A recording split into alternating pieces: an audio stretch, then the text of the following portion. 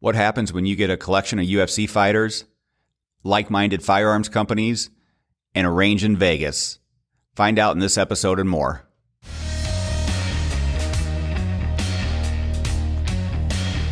This is the No Excuse to Miss podcast.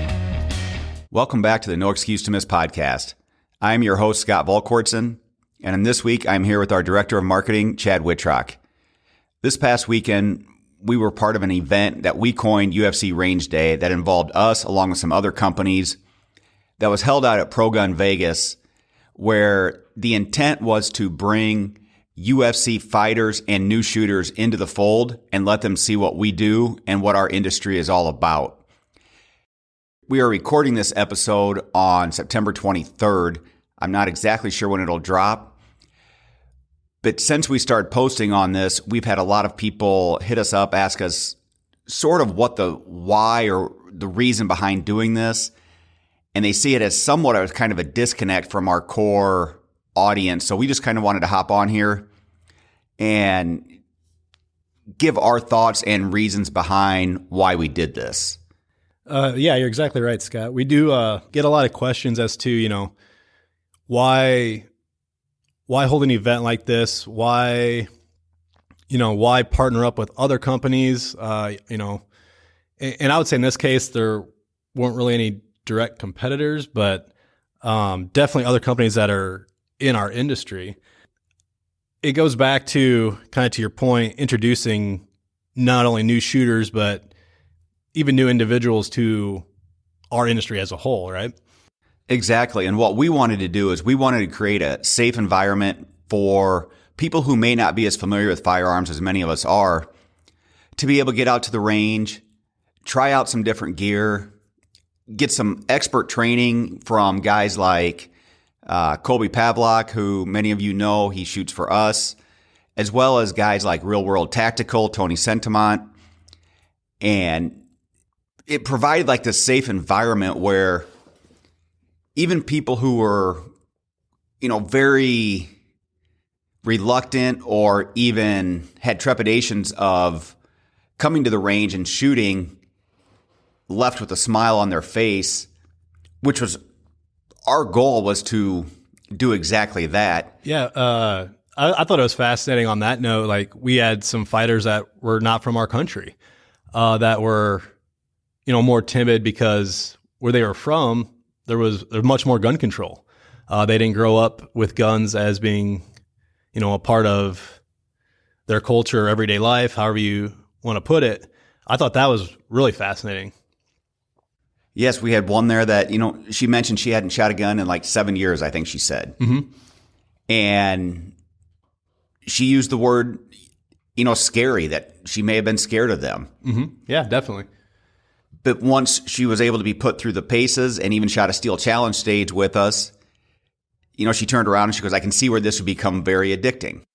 I think that's something that as an industry we need to do much more of, where we put people in position to succeed their first time out. Right. Where they can see how much fun it is, how addicting it can be to go to the range, to compete against yourself or others. And part of that with having the UFC fighters there is they're some of the most competitive people that you'll ever find anywhere. Yeah, that didn't take long. No, that didn't take long for them to, start asking questions like, what's the fastest way to shoot this? How did my time compare to hers or his? Or my own, can I beat my next? Yes, can I go again and see if I can keep getting better? Yep, exactly. And some of the more inexperienced shooters, they would take 6, 7, 8 seconds off from their first to third string. Yeah, it was dramatic. And that was kind of our goal with this, because we see a lot of crossover appeal to like the UFC market. They have they think a lot of the same ways we do. It's probably one of the fastest growing, if not the fastest growing sport in our country. So that was part of the impetus behind doing this. And when we originally talked with some of the other companies involved, guys like Matt from Enforce Weapon Lights, Right On Optics guys were there, CMMG, 221B Tactical, as well as, this was all kind of put together through John Bartolo out in Las Vegas. So it really brought companies together that had the same overall vision. Right. And like you said, and to touch back on an earlier point, having people like Colby and Tony there and giving these new shooters an environment where they could say, hey, like, I don't know something, or I'm a little uncomfortable, or I haven't shot before. Having the courage to be able to say that when you're surrounded by industry people, I think sometimes we don't realize how hard that can be, being willing to say, I don't know, or I don't shoot. And then, realizing that we are a welcoming industry and we are willing to answer questions and show shooters the ropes. And I think something Tony did very well is, he started with saying, I'm going to assume nobody here has ever shot a firearm. Right. I thought that was great. So he was able to kind of break that barrier from the get-go and make those people feel comfortable. Because I think the one thing that many times gets lost in our industry, because it's such a political industry, there's all the two-way stuff that goes on. There is obviously, so many people that have bought firearms in the last year and a half from a personal protection standpoint. But we forget a lot of times the reason that so many of us got into it was how much fun it is. And it's one of those things that, and I've talked about this before, is when you're at the range and you're shooting, it doesn't really allow you to think about everything else going on. You have to be fully present in the moment. And I think that's something that these fighters were able to grasp and see the more we got into the day. And you could see them from the time we started until we finished, and it was only a 4-hour event, but just their familiarity, their comfort level, everything, completely flipped throughout that day. And there was obviously some there that had a lot more experience with firearms. Yep. But the cool thing was they didn't, and this is probably dealing with like that professional athlete type crowd, they didn't have to downplay the new shooters. Exactly. It wasn't, I have to wait for them to learn how to do this. It was, hey, how did you do? How did you, what was your time? Yep. I got to try and beat that, or you should try and beat this. Yes. It was very encouraging. Everybody was uplifting. Everybody was working with each other. And from the vendor side of it, obviously we were trying to make the event as well run as possible. And we learned a lot of things because our goal is we want to start holding more of these micro events, possibly with these same companies or other companies or even on our own as we go forward. Right. I think that's going to be huge going into this next year, especially. And if you want to touch on that, Scott, kind of what our goals are with these events and maybe the why. Why micro events? Where are micro events going in the next 12 months? And this was something we talked about quite a bit while we were out there. But the biggest thing is that we've learned over the last year and a half is we don't have control over our trade shows. Correct. We've had SHOT Show canceled.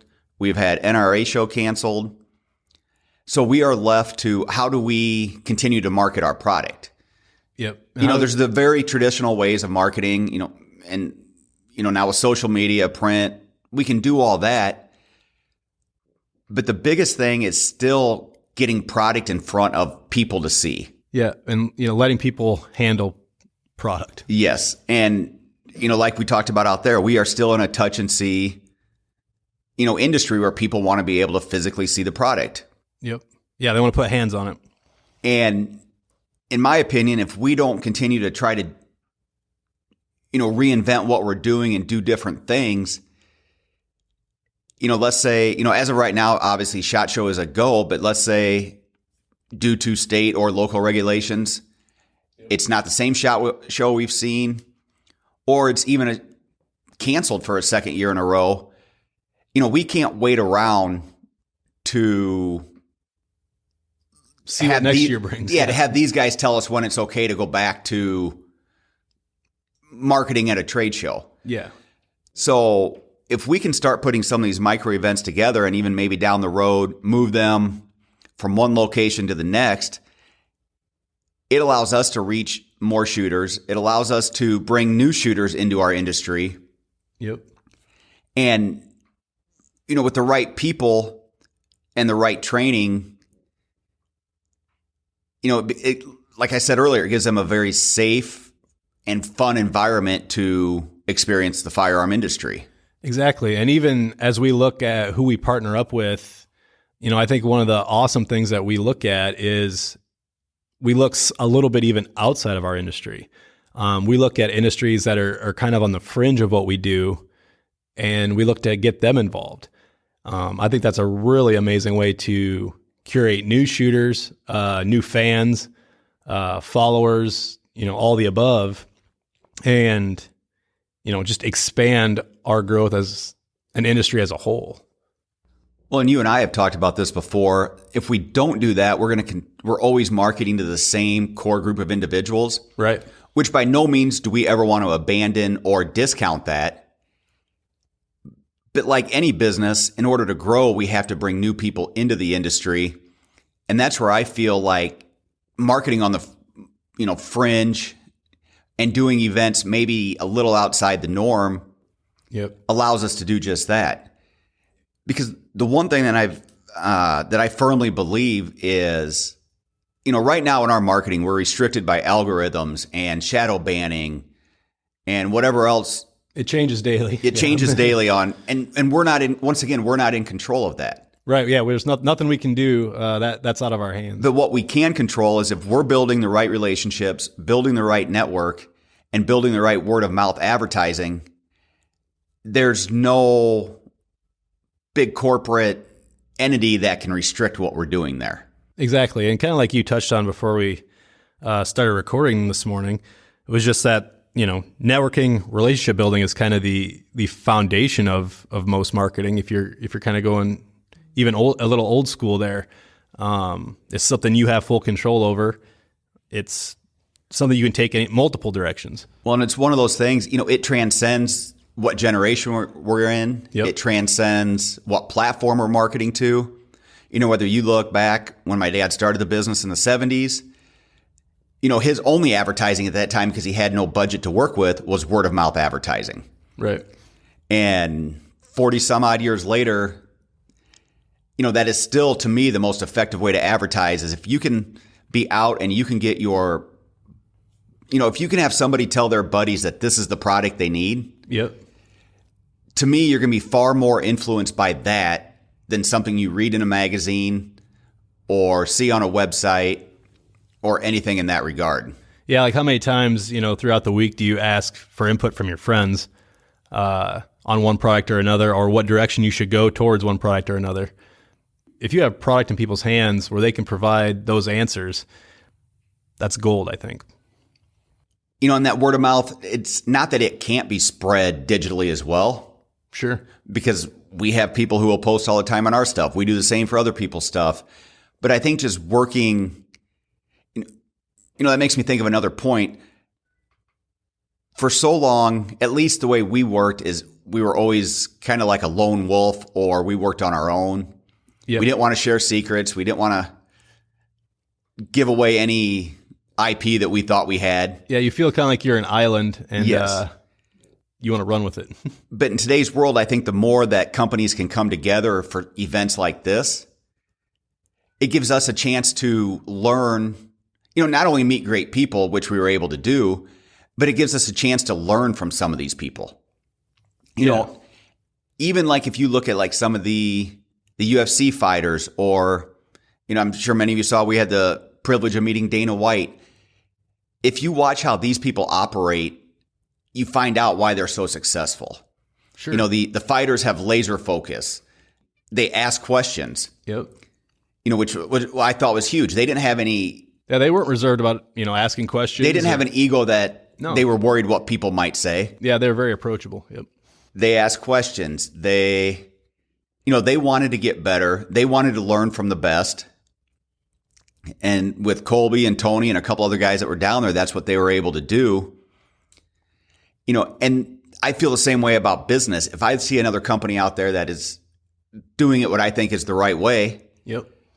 To me, it's foolish not to ask them questions on what they're doing. Well, yeah, you kind of jumped like right where I was going to go is, yes, there's the fighter aspect of it and everything like that. But there's also, and in your earlier point, you feel like you don't want to give up any, we a lot of times think we don't want to give up any secrets or anything like that. But much of that time I spent talking with the marketing guys from these other companies. And I think so many times, like you said, you don't want to reveal some kind of magic formula or anything or give away an edge. But it's a very open dialogue. What are you doing here that's working? What are you doing here that's not working? How are you capturing this? I think it opens up those doors as well so that we can all, high tide raises all ships. And I think it's one of those things that you find out that many times we think our challenges are unique. Right. But when you get around those other people in our industry, you find out that they have the exact same challenges. Sure. And you can sit there and beat your head against the door and try to figure it out on our own. Or you can have, we can put our egos down, ask questions, and maybe make that learning curve much faster. Yeah.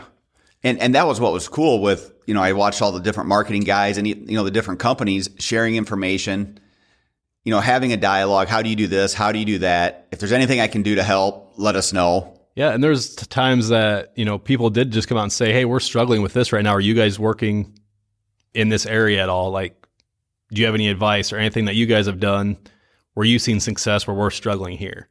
And I think those are great conversations to be able to have. I would completely agree. And I even learned a lot, in just talking to the fighters. They would talk about so many times we're all afraid of failure or afraid of not quote unquote winning. Right. But when you talk to them, at some point or another, all of them have been knocked down. All of them have been probably knocked out, tapped out, whatever it might be. Yeah. But they don't quit. They don't say, okay, I'm done with this. I'm going to have to find a different hobby. Yeah. They're like, okay, how did I get caught with that? How can I avoid that in the future? And how can I get better? So I think being around that type of mentality was big for all of us as well, just getting to see how they approach their business. Yeah. Although all those steps are perfectly applicable, Oh, this post, this social post got taken down. We should just abandon the whole platform. Yes. Saying, okay, that one post got taken down. What can we do to adapt, make sure it doesn't happen again, and make sure we can still grow? And this applies to a conversation we had while we were out there is many times we default back to the marketing or what we know or what we think works and what's safe. Yep. Which I think that happens because so many times if we do step out and try something new like this UFC range day, and if it doesn't turn out exactly the way we want, it's too easy to go back to, okay, we better go back to running print ads. Right. And abandon stuff like that. But I think we have to be willing to stick with it and keep reaching outside of our comfort zone, which in our case is our industry. Yep. And see what's out there to work with some other people and promote the firearms industry as a whole. Yeah. And one thing I think going into this event, we even kind of consciously said out loud to each other is that there's going to be bumps in the road. We're going to consciously acknowledge that and learn what we can do better for the next event, as opposed to saying this is going to determine whether or not we do more events ever. We went in with the mindset that we were going to have takeaways, adjustments to make, basically notes to gather on how we can make these micro events even smoother, even, I guess, easier on us to even put together and introduce them to even more people. Well, and we went into this, I would agree with all that, but at the same time, we went into this knowing that some people would say, how does this make sense? Or why would you do this? Yeah, we discussed that too. We figured right away people are going to kind of scratch their heads a little bit as to, well, of all the things going on, why this? Yeah. And even with the mistakes that we made, I will say that every fighter that came through there talked about they can't wait for the next one. Yeah. They had so much fun. Thank you for inviting them out. It was, I always talk about like the first time you take somebody to the range, inevitably that smile is going to, come across their face. Yep. And that's exactly what happened here on multiple occasions. Oh yeah, we saw that a lot. Yes. And I think it's events like this that'll continue to grow the industry. Completely agree. And I'm sure we'll have more failures along the way as we do this, but we'll constantly learn and adjust, which is what we do with the way we do our entire business. I agree. And I think it even goes to show that sometimes we get in our own heads and maybe we overthink things like this a bit. I mean, we utilized 4 or 5 bays maybe? We ran one. 4 bays, yeah. We ran one steel challenge stage I think sometimes we go in thinking we need to set up multiple stages. We need to set up, stages that have movement, stages that are stationary. We need to do this and that and this to create this whole experience, when they were just fascinated to hit steel. And I think that speaks to, you have to meet your audience where they're at. Perfect point. Yep. And we sometimes are our own worst enemy, where, like you said, we overthink it and we make it so complicated that it's too much for a new shooter or even a beginner shooter to take all in at the same time. Right. And they walk away confused or frustrated, overwhelmed, where, sometimes the simpler, the better. They were able to shoot the single stage that we had, constantly compare their times, laugh, have fun. Yes. And it gave us time to, talk to them, give more instruction. Yep. And like I said earlier, they would come back and be like, hey, can I shoot again? I think I can do better. Yeah, they might be gone for 5 or 10 minutes, and then they would come back up and be like, I got to do one more. That was really awesome. So I think moving forward, that this is something that we are going to continue to do, is branch out a little bit outside of our core audience.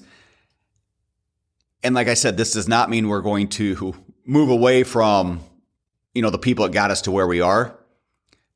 For example, we'll be at Rimfire Worlds in October, which is an event that I'm really looking forward to. Many of us here in the shop are counting on to that one. Yes, and we're going to keep doing, our conventional trade shows and all those things. But at the same point, we have to keep pushing forward. Yep. Or we will become stagnant. And as the industry evolves, we'll ultimately be left behind if we don't. I completely agree, especially with so much uncertainty. That seems to just be dragging on and on. I think it's time to just take the initiative and pushing forward with events like this that help lift us all up. And I think it's a lesson that applies to not only business, but our personal lives, where it all comes down to accountability. Yeah. The more stuff that we can control, whether individual or business, the better off we will be. And there's things that will happen that are out of our control. We can't control whether SHOT Show happens or not. Yeah, we can't control Las Vegas or Nevada or any of those types of situations. Or like in the NRA's case, it was canceled when it was down in Houston, which everybody thought that was going to be a go. We can't control any of that. Correct. But what we can control is holding our own events, being in charge of who we work with. Yep, partnering with like-minded people. Yeah, putting the event together in a way that works for all of us. I would completely agree. And, if you're out there listening and you have an idea for a micro event, hit us up. We are open to ideas. It may not be a full range day. We are open to ideas. We started to look at dealer events as well. Yeah, if there's things that you think would work, shoot it over to podcast@volquartsen.com. We will definitely take a look. We are open to ideas as far as being a part of events or hosting events. Because it had been a while since we were able to do one of these range type events. It had been a while. For me personally, you forget how much fun you can have out there working with new people or even experienced shooters, of just the camaraderie that happens while you are at the range. Oh yeah, we were grinning ear to ear, and we weren't even the ones shooting most of the time. Yeah, it was a phenomenal day. We got the range. We were able to visit the UFC fight at the Apex Center that night. Yep. And then we topped it off and all learned that we are not very good golfers at Top Golf. So that's right. It was like a full experience, but I had a lot of fun. Yeah, it was amazing. I think I had to think what day we are on here, but I think I'm still trying to catch up on sleep. That makes two of us. Anything you want to add, Scott? No, I think that covers it. Like I said, I just wanted to kind of clarify why we do some of these fringe events, because it is something we get asked a lot of, how does that make sense? Or what's the connection there? Yep. And in my mind, sometimes the connection is what we have to make. Yep. And we work on them leading up. We work on the events for quite a while leading up to them. So sometimes we feel like it should be more obvious than maybe it is on what the connection is. But I think it's really good to touch on these things. I would completely agree. So yeah, if you have any feedback for No Excuse to Miss, input for events, shoot us an email at podcast@volquartsen.com. Thanks for listening.